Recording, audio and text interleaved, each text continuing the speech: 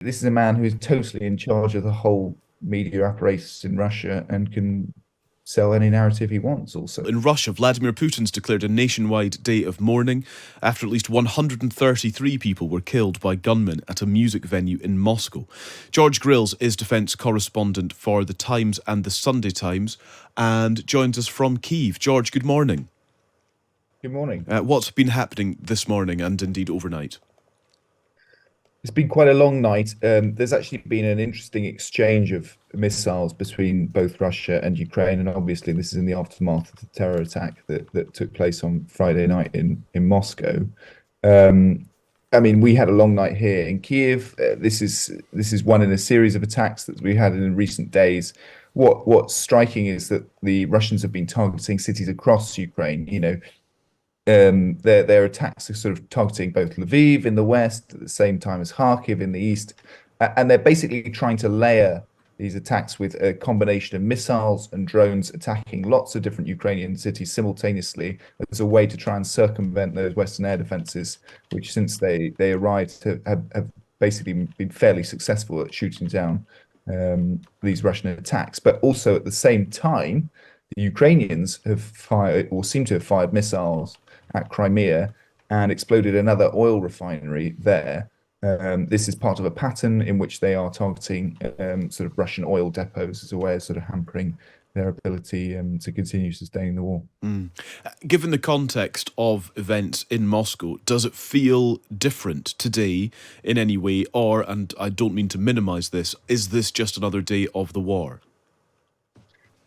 I would say that the attacks on Crimea are probably more significant, but then again, there is a kind of cumulative effect of being able to launch these missile and drone strikes every day, which is that essentially Ukraine will run out of air defense missiles at some point if the West doesn't kind of step up and the US doesn't pass that big package of aid. I think it's also worth mentioning that from the terror attacks on Friday, Putin did start to blame Ukraine, but he didn't sort of fully go there, if you know what I mean. He sort of intimated, and he said that the terrorists were apprehended as they were fleeing to Ukraine, but he didn't fully sort of say that Ukraine was behind it. So it felt like he was kind of gently sort of pushing that narrative, but not fully committing to it yet. So we'll wait to see.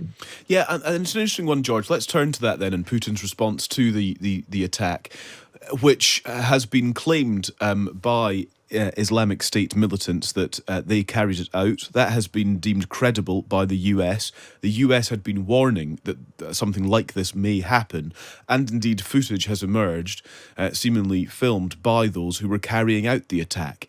So Putin is really going against a lot of evidence if he's to say anything that contradicts any of those several facts.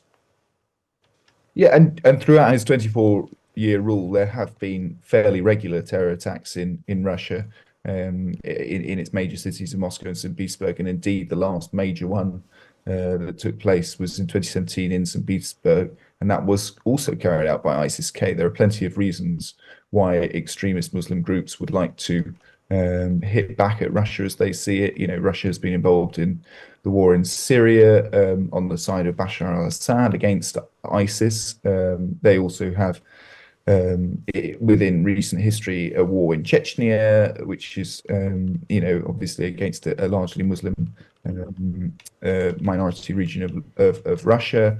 And then even before that, there was Afghanistan. So there's plenty of cause for them. But if you look from Putin's perspective, you could say that he looks almost weak if he's able to sort of, if extremist terrorists are able to sort of run around Moscow and kill over 130 people with relative ease. So how can he turn this event to his own advantage? Well, by implicating Ukraine. Will he be successful in that, or is there something to suggest that his credibility as, the great defender of Russia and Russians has been severely dented and undermined by this? I think it was telling that there was about 19 hours from the attack until we actually saw Putin himself giving a speech. It felt like the Kremlin was getting its ducks in the row for a story.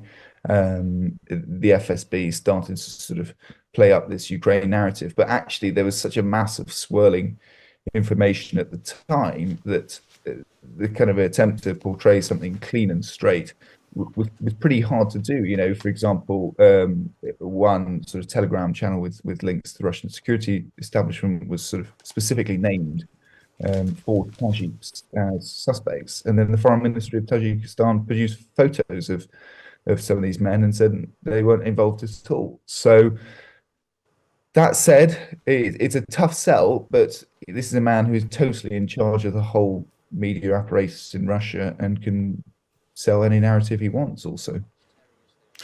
George, thank you very much. Thanks for your analysis this morning. Very good to speak to you. That's George Grylls, who's defence correspondent for The Times and The Sunday Times, speaking to us from Kyiv, where there have been airstrikes overnight and indeed missiles fired from Ukraine towards Crimea, as well as George was reporting. And throughout the morning, we'll be considering the implications in the aftermath of that terror attack in Moscow on Friday. What happens now? What does it mean for Putin? Worth mentioning that after 8 o'clock, we'll have Mark Galeotti, a friend of this programme, whose analysis on Russia is really second to none.